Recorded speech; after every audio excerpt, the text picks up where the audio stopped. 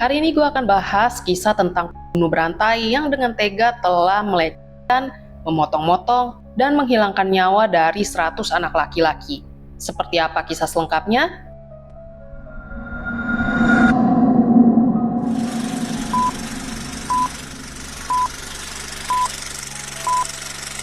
Jadi di tahun 1998, negara Pakistan itu sedang dalam masa yang penuh tekanan politik, ekonominya juga rapuh, ada ketegangan militer, terutama terkait dengan negara India.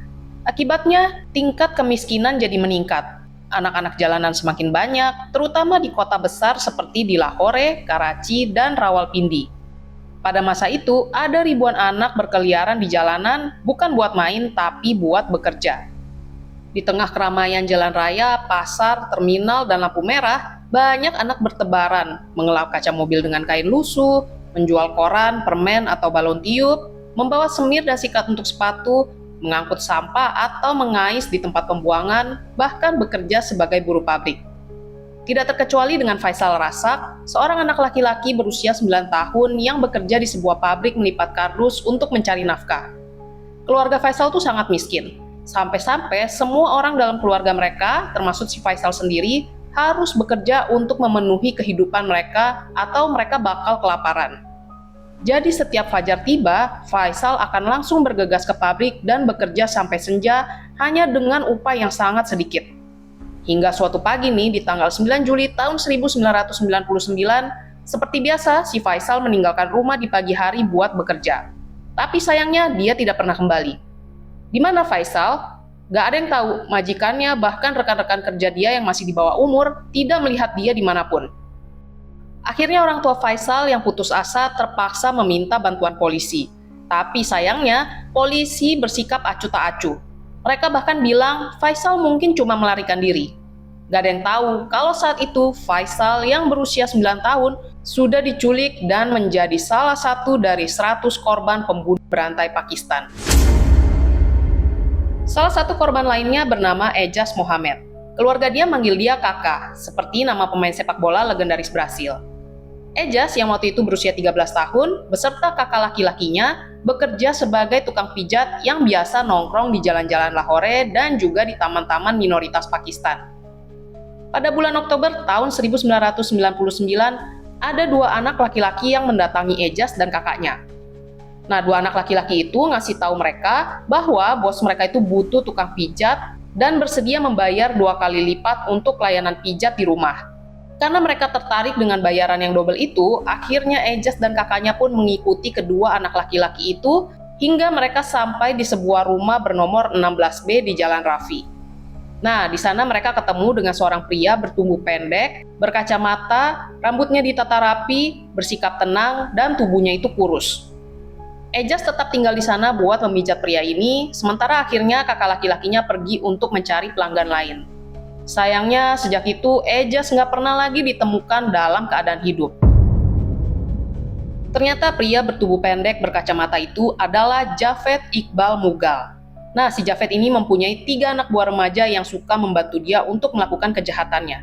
Mereka adalah Sajid Ahmed yang berusia 17 tahun, Muhammad Nadim yang berusia 15 tahun, dan Muhammad Sabir yang baru berusia 13 tahun.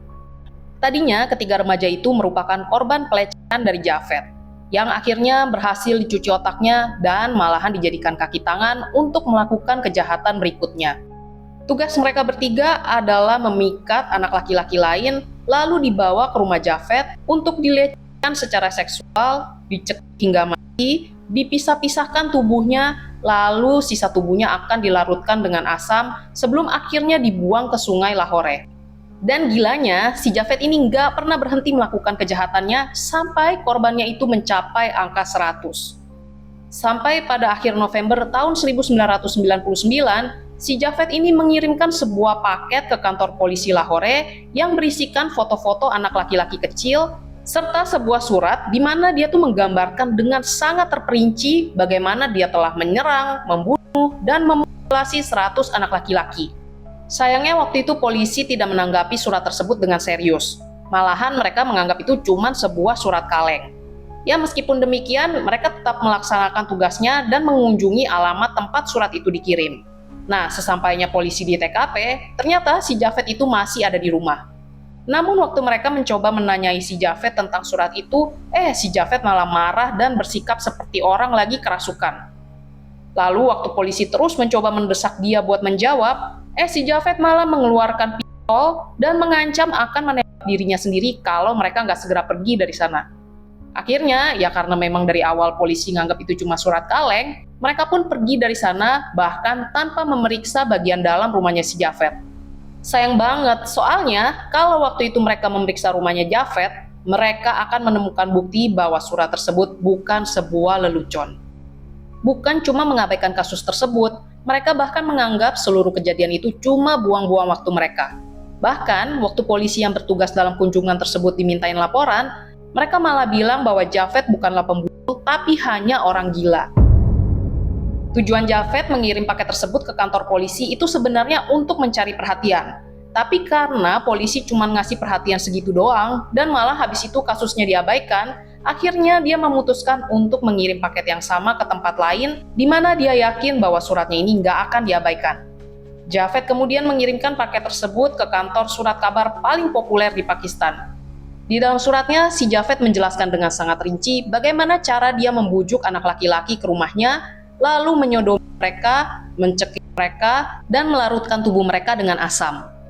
Si Javed juga menyebutkan dengan sangat rinci dan aneh bagian-bagian dari tubuh para korbannya yang dia sukai, tanggal dia membawa mereka ke rumahnya, dan mendokumentasikan nama dari setiap korban, alamat rumah mereka, warna pakaian mereka, serta bentuk wajah mereka. Anehnya lagi nih ya, dia bahkan juga mencatat jumlah biaya yang dikeluarkannya untuk membuang tubuh para korbannya, mulai dari biaya asam hingga biaya pengangkutan jenazah mereka ke sungai. Nah, bagian paling gila dan mengerikan dari paket ini adalah foto dari setiap korban yang diakui telah dia bunuh. Jadi dia tuh mengambil foto-foto ini sebelum dia membunuh mereka, bahkan sebelum mereka menyadari Javed itu monster seperti apa. Jadi kebanyakan foto mereka itu masih berwajah polos, bingung, dan bahkan ada yang tersenyum. Untungnya, para jurnalis itu nggak sama kayak polisi Pakistan. Mereka merasa cukup penasaran dan akhirnya mereka mencoba melakukan investigasi mereka sendiri. Para jurnalis itu pun pergi ke rumah tempat paket itu dikirim, yaitu sebuah rumah yang nggak mencolok di Jalan Buntu. Tapi sayangnya, waktu mereka sampai, tidak ada seorang pun di sana. Rumah itu terkunci dan juga terbengkalai. Untungnya mereka nggak nyerah di situ ya, mereka pun manjat dan mencoba masuk secara paksa. Hal pertama yang mereka rasakan ketika mereka memasuki rumah Javed adalah bau yang sangat busuk. Waktu itu mereka pertamanya mengidentifikasi bau tersebut sebagai bahan kimia beracun. Mereka juga menemukan beberapa tong yang berjejer di ruangan tersebut. Waktu mereka membuka salah satu tong tersebut, ada bau menyengat yang kembali tercium. Tapi kali ini baunya tuh bukan bau bahan kimia beracun. Mereka mencium baunya itu seperti bau anyir. Nah, di dalam tong tersebut ternyata ada potongan-potongan tubuh manusia. Satu tong berisi tubuh bagian atas, dan tong-tong lainnya itu berisi tubuh bagian bawah. Di situ mereka langsung sadar kalau mereka lagi menangani kasus yang sangat serius, yaitu kasus pembunuhan berantai terburuk dalam sejarah Pakistan. Langkah berikutnya yang dilakukan oleh para jurnalis adalah menghubungi alamat anak laki-laki yang telah menjadi korban dari Javed Iqbal, dan benar aja, di sana mereka menemukan keluarga-keluarga yang sedang mencari anak laki-laki mereka yang tiba-tiba menghilang. Keesokan harinya pada tanggal 3 Desember, berita tentang pembunuhan 100 anak menjadi headline di surat kabar Jang. Di dalam surat kabar itu terdapat bukti, rincian dari surat yang dikirim Javed, serta foto dari 57 anak laki-laki yang telah dikonfirmasi hilang oleh keluarganya. Seluruh Pakistan pun menjadi heboh. Warga ingin tahu bagaimana ini bisa terjadi di Lahore. Sebagai kota kedua dengan penduduk terpadat di Pakistan, pemerintah berada di bawah tekanan serius, baik secara internal maupun internasional. Polisi pun tercengang, terutama karena mereka telah menyia-nyiakan kesempatan untuk menangkap Javed ketika dia belum melarikan diri. Waktu itu banyak banget orang tua yang menangis dan putus asa mencoba mengonfirmasi ke kantor polisi tentang anak-anak mereka yang menghilang. Polisi waktu itu keadaannya sangat terdesak. Mereka juga sama sekali nggak punya clue di mana Javed Iqbal berada. Petunjuk mereka cuma satu, karena waktu itu Javed Iqbal pernah menulis dalam suratnya bahwa dia akan berdiri di Sungai Rafi. Tapi setelah polisi mencari keberadaan dia atau mayatnya di setiap inci dari Sungai Rafi, mereka nggak menemukan apapun. Ya iyalah, soalnya Javed Iqbal itu cuma berbohong. Tapi di mana dia bersembunyi? Pertanyaan itu tetap tidak terjawab hingga suatu malam, tepatnya pada tanggal 29 Desember tahun 1999. Setelah dilakukan pencarian intensif selama 1 bulan dan berujung nihil, dia malah akhirnya datang dan menyerahkan dirinya sendiri ke depan pintu kantor surat kabar Jang. Dan kalian tahu kenapa akhirnya dia menyerahkan diri? Karena waktu itu beritanya udah heboh banget, dia merasa tertekan dan dia takut banget kalau dia bakal tertangkap dan dihakimi massa. Waktu itu penampilan dia tuh udah lusuh banget, rambut dan jenggot dia udah panjang dan gak terawat, pakaiannya robek dan kotor, dan sendalnya juga udah usang. Waktu si Javed Iqbal menceritakan semua detail kejahatannya kepada surat kabar Jang, surat kabar pun menghubungi polisi dan mereka segera melakukan perjalanan untuk menangkap dia di sana. Lahir pada tahun 1961 sebagai anak ke-6 dari 8 bersaudara, Javed itu sebenarnya mempunyai masa kecil yang sangat istimewa. Keluarganya cukup berada, punya banyak properti, bisnis, dan tanah, dan cukup terpandang di setiap sudut Lahore. Satu-satunya masalah dengan masa kecilnya Javed adalah ayahnya itu terlalu memanjakan dia. Bahkan ya, waktu dia masih sekolah menengah aja, ayahnya membelikan dia motor 200 cc dan juga sebuah villa buat ditinggalinya sendiri. Ayahnya juga mendirikan bisnis pengecoran ulang baja buat Javed waktu si Javed ini menjadi mahasiswa. Sayangnya, kemakmuran dan kebebasan yang dikasih ayahnya ke Javed itu malah membawa dia ke jalan yang rusak, terutama karena ternyata sejak remaja dia punya dorongan seksual yang menyimpang. Apalagi dalam Republik Islam Pakistan, menjadi gay dalam keluarga konservatif itu dipandang sebagai penyakit yang perlu disembuhkan. Jadi ya si Javed itu terpaksa memendam hasrat menyimpangnya itu selama bertahun-tahun. Namun perlu diingat bahwa dia itu udah terbiasa dimanja dan mendapatkan apapun yang dia inginkan. Selain itu si Javed juga punya sifat jahat dan manipulatif. Ya bayangin aja, ketika dia baru berusia 17 tahun aja dia udah punya villa dan sepeda motor 200 cc. Untuk anak muda Pakistan waktu itu, tentu aja dia tuh terlihat sangat keren dan banyak remaja yang pengen dekat dengan dia. Jadi ya mudah aja buat dia menjerat teman-teman pria dia untuk memenuhi hasrat menyimpang dia itu. Tapi lama-kelamaan Javed itu sadar kalau hasrat dia untuk berhubungan seks itu sedikit berbeda. Dia justru merasakan sensasi waktu dia berburu korban. Nah, metode favorit dia adalah menulis surat kepada sahabat pena yang ditemuinya melalui majalah.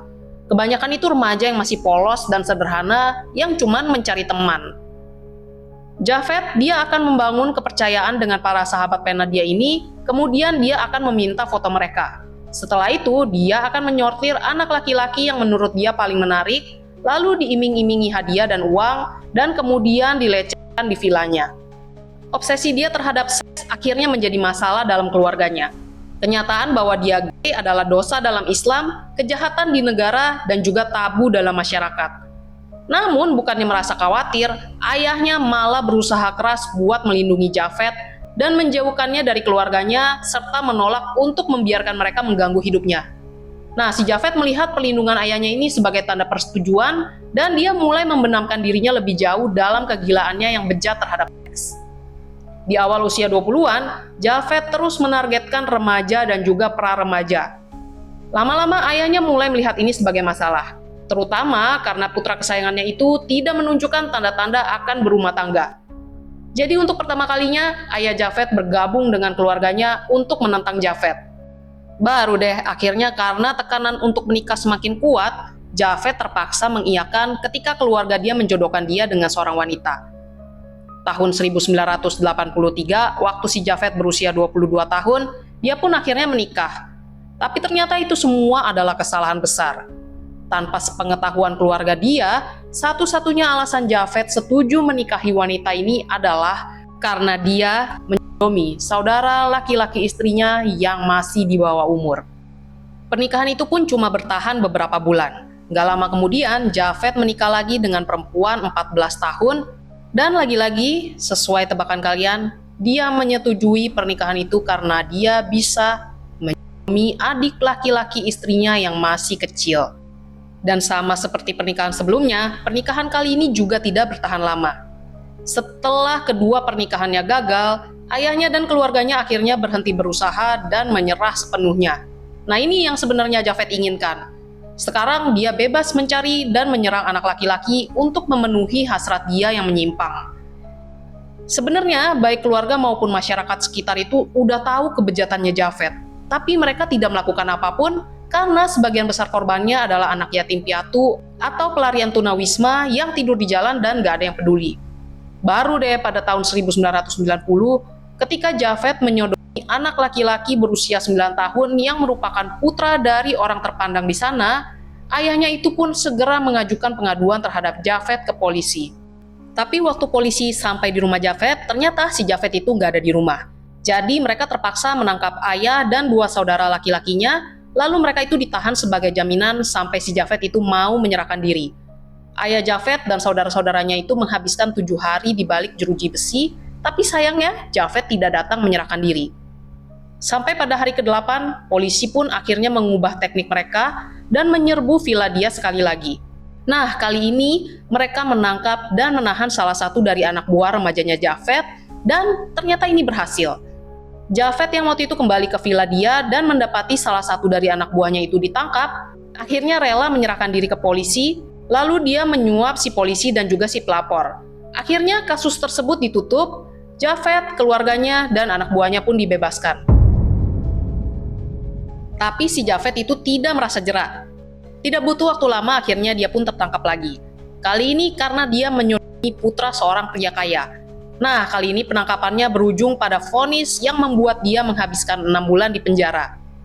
Namun setelah bebas, tetap aja Javed kembali ke kebiasaan lamanya. Javed dituduh melakukan pelecehan seksual terhadap 2 anak laki-laki dengan todongan senjata. Kali ini, para tetua di lingkungannya memutuskan untuk menangani masalah ini sendiri. Hukuman yang mereka usulkan adalah mempermalukan Javed di depan umum. Javed dibawa ke hadapan seorang pengacara, dipaksa menandatangani dokumen di mana dia berjanji tidak akan pernah lagi berani menyentuh anak laki-laki lain. Kemudian fotokopinya didistribusikan ke seluruh wilayah. Javed dipaksa mengunjungi 100 toko di lingkungan mereka dan meminta maaf atas kejahatannya. Sayangnya, untuk orang yang gak tahu malu seperti Javed, hukuman ini ternyata tidak mengubah apapun. Sampai gongnya itu pas ayahnya meninggal dunia dan meninggalkan warisan sebesar 3,5 juta rupiah atau sekitar 660 juta rupiah. Nah, dari uang itu, si Javed pun membangun sebuah rumah besar di kota Lahore dengan ruang bawah tanah dan kolam renang di halaman belakang. Selain itu, dia juga membeli 4 mobil, yaitu Pajero, Lancer, Toyota, dan Suzuki FX. Nah, kendaraan yang paling sering dia pakai untuk berkeliling kota bersama para korbannya itu adalah Pajero. Ternyata si Javed ini juga cerdas dalam berbisnis, sama seperti ayahnya. Cuman caranya itu lebih manipulatif. Javed kepikiran sebuah ide untuk membuat toko video game pertama di daerah tersebut. Lalu dia jual rumahnya, pindah ke tempat tinggal yang gak terlalu mewah, dan dia fokus pada bisnisnya ini. Toko game itu pun menjadi populer di lingkungan sekitar dan kabar itu menyebar ke komunitas secara cepat. Gak lama kemudian, ratusan anak laki-laki menjadi pelanggan setia di toko gamenya. Tentu saja dia membangun hal ini bukan tanpa maksud jahat. Javed akan menawarkan harga murah dan terkadang mengizinkan mereka bermain secara gratis kepada anak laki-laki yang bermain di sana. Dia juga sering sengaja menjatuhkan uang di lantai, dia bersembunyi, dia menunggu, dan mengamati siapa yang akan mengambil uang itu. Begitu uang itu dicuri, dia melaporkan pencurian tersebut dan memerintahkan semua orang untuk digeledah. Ketika pencurinya tertangkap, Javed akan membawa pelaku tersebut ke ruangan terpisah, lalu dia menyodori anak malang itu sebagai hukumannya. Kemudian Javed akan memberikan uang yang dicuri itu kepada korbannya sebagai hadiah. Namun kabar itu menyebar dengan sangat cepat dan akhirnya para tetua mengusir Javed dari lingkungan itu. Sayangnya nih, lagi-lagi nggak ada seorang pun melaporkan hal ini ke pihak berwenang. Javed pun cuma pindah ke lokasi baru di kota yang sama di Lahore, tempat dia terus membangun bisnis dengan tujuan tunggal, yakni untuk memikat anak-anak di bawah umur. Sebenarnya sih kejahatan Javed ini udah banyak diketahui, tapi sayangnya nggak ada satupun orang yang mau melaporkan hal ini kepada polisi. Selain karena sebagian besar keluarga korban udah disuap, saat itu hubungan antara masyarakat dan kepolisian juga lagi nggak baik-baik aja. Waktu itu, korupsi merajalela di Pakistan. Bahkan orang yang mau melaporkan suatu kejahatan pun malah bakal diperas atau diperlakukan dengan buruk oleh petugas berwenang. Jadi si Javed itu nggak pernah ngerasain hukuman akibat perbuatan dia sampai suatu malam di bulan September tahun 1998, waktu si Javed membayar jasa seorang tukang pijat berusia 15 tahun dan melecehnya, ternyata remaja itu nggak tinggal diam dan pengen balas dendam. Remaja itu kembali lagi bersama seorang teman dan bersama-sama mereka tuh memukuli Javed sampai tengkoraknya retak, rahangnya patah, dan mengalami koma selama 22 hari di rumah sakit umum Lahore. Bahkan sampai waktu dia udah sadar aja, dia masih nggak bisa berjalan tanpa bantuan selama 6 bulan. Keluarga dia membantu melunasi tagihan rumah sakit, tapi ternyata mereka membayar tagihan rumah sakit dengan menjual semua milik Javed, termasuk rumahnya, mobilnya, tokonya, pokoknya apapun milik dia itu dijual untuk membiayai pemulihannya yang panjang di rumah sakit. Ternyata nggak seorang pun di keluarganya mau mengeluarkan uang sepeser pun untuk dia. Hidupnya pun hancur. Dia akhirnya pindah dan tinggal bersama ibunya yang udah tua. Namun, beberapa bulan setelah dia pindah, ibunya mengalami serangan jantung dan meninggal dunia. Semua hal buruk yang terjadi berturut-turut dalam hidupnya membuat dia terpuruk dan juga hancur. Tapi bukannya introspeksi diri, dia malah mencoba mencari orang lain untuk disalahkan. Ibu saya menangis untuk saya. Saya ingin 100 ibu menangis untuk anak-anak mereka. Ini adalah satu dari banyak alasan yang diberikan Javed kepada pers atas kejahatannya. Selama 6 bulan dari Juni hingga November tahun 99, Javed membalas dendam dengan menggunakan jasa 3 orang anak laki-laki yang paling dipercayainya, yakni Sajid Ahmed yang berusia 17 tahun, Muhammad Nadim yang berusia 15 tahun, dan Muhammad Sabir yang berusia 13 tahun untuk memikat anak laki-laki dan membawa mereka ke rumahnya di Jalan Rafi nomor 16B. Dari 100 anak laki-laki tersebut, tidak ada yang berusia lebih dari 16 tahun dan tidak ada yang berusia kurang dari 6 tahun. Javed memiliki semua foto dari 100 anak laki-laki yang telah diperkosanya dan menempelkannya di dinding rumahnya. Persidangan Javed Iqbal Mughal digelar pada tanggal 17 Februari tahun 2000. Dia berargumen bahwa dia melakukan kejahatan ini untuk membalas dendam atas percobaan pembunuhan terhadapnya serta atas kematian ibunya. Jaksa penuntut menghadirkan 105 saksi, termasuk 73 anggota keluarga anak-anak yang hilang, pemilik studio tempat Javed mencetak foto-foto itu, dan pengemudi beca yang membantu dia mengangkut tong-tong asam untuk dibuang selama 6 bulan terakhir. Javed Iqbal akhirnya dijerat dengan lebih dari 100 dakwaan pembunuhan berencana. Tanggal 16 Maret tahun 2000, hakim menjatuhkan vonis mati terhadap Javed Iqbal dan dia akan dicekik sampai mati di hadapan para keluarga korban, lalu tubuhnya akan dipotong-potong dan dilarutkan dalam asam persis seperti yang dia lakukan kepada anak-anak itu. Namun sayangnya eksekusi itu tidak pernah terjadi. Karena beberapa bulan sebelum hari eksekusi, yakni tepatnya pada tanggal 8 Oktober tahun 2001, Javed Iqbal ditemukan tewas tergantung di sel tahanannya. Javed Iqbal dan kaki tangannya Sajid Ahmad ditemukan tewas dan pihak berwenang menyatakan bahwa mereka telah bunuh diri. Tapi banyak kejanggalan yang membuat banyak konspirasi di balik kematian mereka. Pertama, Javed itu kan ditahan di blok pengamanan maksimum dengan pengawasan tinggi karena kasusnya itu sangat sensitif. Bagaimana mungkin dia bisa menyiapkan tali, menggantung diri, dan tidak terdeteksi oleh sipir penjara? Kemudian, Sajid Ahmed yang jauh lebih muda juga ditemukan tewas tergantung sama Javed. Banyak banget pihak yang meragukan kalau dua orang kok bisa bersepakat bunuh diri bersamaan, apalagi tanpa pengawasan sama sekali. Nah, selain itu, pihak berwenang juga menolak banyak permintaan untuk otopsi publik atau penyelidikan oleh pihak ketiga. Tiba-tiba aja tuh kematian mereka segera diselesaikan sebagai kasus bunuh diri dan kasusnya itu ditutup begitu saja. Banyak orang percaya bahwa petugas penjara atau polisi sendiri yang telah membunuh Javed sebagai bentuk balas dendam diam-diam karena beberapa korban Javed adalah anak-anak dari keluarga polisi, tentara, atau pejabat lokal. Ada juga nih rumor gelap bahwa Javed itu ternyata tidak bekerja sendirian dan dia mungkin bagian dari jaringan predator anak yang lebih luas dan dia bisa aja membuka nama-nama penting itu jika dia masih hidup. Jadi bunuh diri itu bisa jadi cara buat membungkam Javed selamanya. Namun terlepas dari apapun alasan sebenarnya di balik kematian Javed, yang jelas kini dia sudah mendapatkan hukuman atas perbuatan bengisnya.